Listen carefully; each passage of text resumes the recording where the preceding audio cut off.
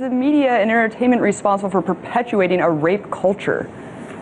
Yeah, I think the media is responsible for perpetuating a rape culture. And, you know, I mean, it's profitable for the people at the top who run the rape culture, you know, who run it, and, you know, they profit from it, and to say otherwise would be a big fat lie. But so, you know, they don't want any kind of power shifted away from the way they have it set up. They're in a very hierarchical manner with, you know, women's free labor at the bottom, largely slave labor, at the bottom of that big pyramid. You've been a Hollywood insider for so long, yet you've been vocal for so long. I mean, how challenging is it to see your colleagues across Hollywood lacking for the Obama administration when they have so much power and influence that they could single-handedly shape the dialogue when so many people are watching them? Well, I think that, you know, this is a culture of fear, and nobody's more afraid than people in Hollywood. They're afraid that they'll drop out of the top, you know. They're afraid that they'll drop from the bottom of the pyramid, maybe to the middle of the pyramid. But, you know, they're the ones, Hollywood is the one that keeps all this power structure and all this culture of racism and sexism and classism and genderism and all of it in place. They continually feed it, and they make a lot of money doing it. And they do it at the behest of their masters who run everything. So, you know, they're not going to get brave enough to do that. I mean, I think that there aren't many of us who are brave enough to do that. And I'm just, you know, I'm lucky that I can do it, and I feel that I do it on behalf of many people in Hollywood too. I go to Hollywood parties, or, you know, occasionally I go to Oscar parties and things like that. And people, big stars, people will grab me by the arm and take me aside and say, "I just want to thank you for the things you say." And it blows my mind, but that's the culture. It's a culture of fear for sure. You know, and it's a big culture of mind control too. MK Ultra mind control rules in Hollywood. If you don't know, Google that and look into it.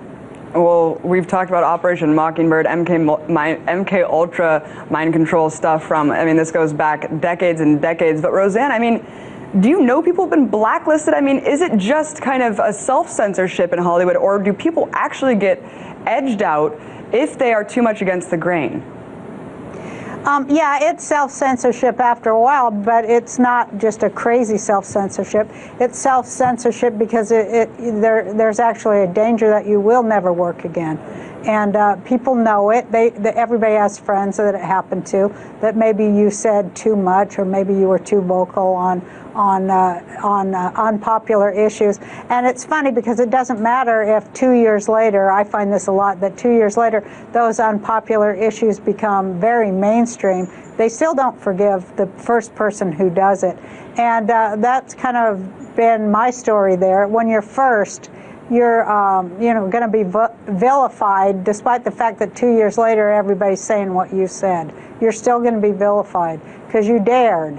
And you know, like they say, the Chinese, you know, the Chinese have a myth or a saying that says the nail that stands up is hammered down, and that's how it is here and everywhere in the world. Right. You know, you don't really want to put yourself at odds with people who decide your future and pay, you know, for your work. But sometimes you have to. And I was very lucky that I had a successful show that made me a lot of money, and so that I can do that. And I feel that I owe that to the people I came from, to say those things that maybe they can't say because they're afraid they'll be fired, or they're afraid even that they'll be put in jail or whatever. I'm going to do it because why not?